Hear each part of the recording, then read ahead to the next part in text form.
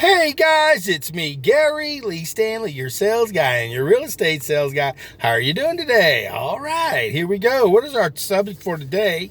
Our subject for today is, what do you do with your animals when you're selling your home? Okay, what did he say? I said, what do you do with your animals when you're selling your home? Primarily, guys, I'm just going to give you a little bit of a heads up. If you're looking to sell your home, you really need to pay attention to this because it's really important.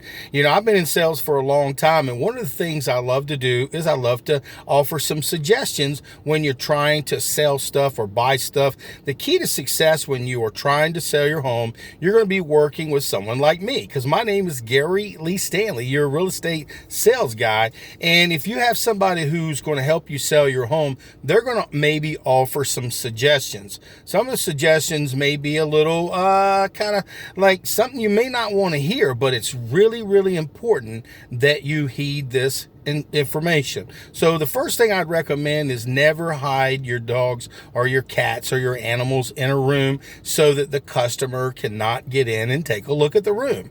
People will not buy a house if they cannot see what's in that room, okay? Even if there's nothing wrong with the room and it's nice and spotless and clean, people's interpretation, because I've watched customers when we've gone out to people's houses who've had their dogs locked up or their cats and animals locked up, is they wonder what's inside that room. They don't know. So they're looking at the house and they're like, well, I don't know. I don't know. Why did they lock the door? Why did they keep the animals in there? And I've had them ask me this question. I'm like, I don't know. So what I'd like to also share with you is, listen, you've heard of the expression curb appeal, like when you walk or when you drive up to a house and you see how it's manicured and cleaned and everything. Make sure that when you have customers come to your home to buy your home, or at least look at it to consider buying, make sure it doesn't smell like animals. I'm going to tell you, it may offend you, but we don't smell like what other people, just say for instance, if you go in somewhere you've never been there before, you can smell the smells, the senses. It's like when you go into a restaurant, you can smell all the different cooking, the food and stuff. The same thing. Your house, after a while, if it's closed up, because they're really nice these days where you can keep them closed, and you've got all these different smells. So make sure if you have animals, and especially if you have carpets, that you make sure that you air the house out, that you make sure you clean it really, really good, and don't try to cover up bad smells.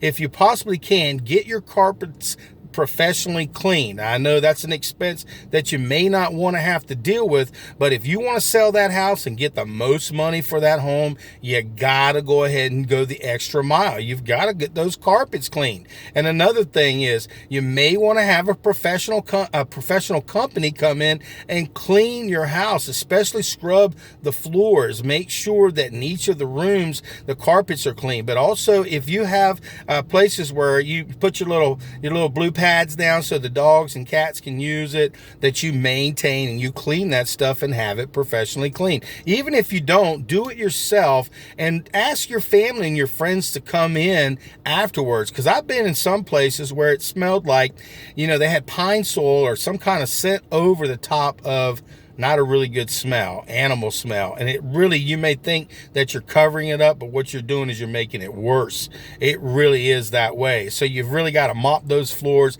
You know, you got to bleach down those things and make it clean. It really makes a big difference when you're trying to sell a house. Again, I'm not trying to step on no toes, but I'm giving you some good advice on what I've seen and you may want to do.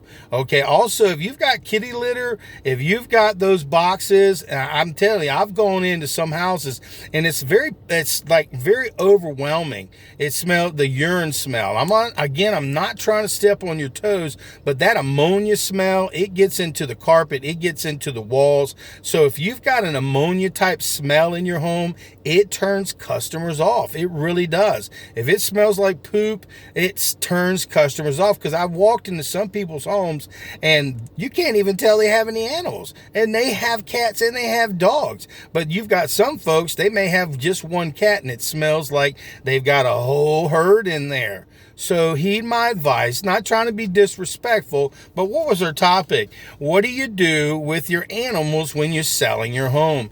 You want to make sure that you leave the customer feeling as though there's no animals there. Even if you do have some animals, I've gone into some houses where they've had cages. Make sure that when customers come to look at your home, take the animals with you. And you're probably saying, well, I don't have any place to store them. Look, do you want to sell your house? Do you want to make more money? Do you want to go ahead and get out from under where you're at and you want to move on with your life?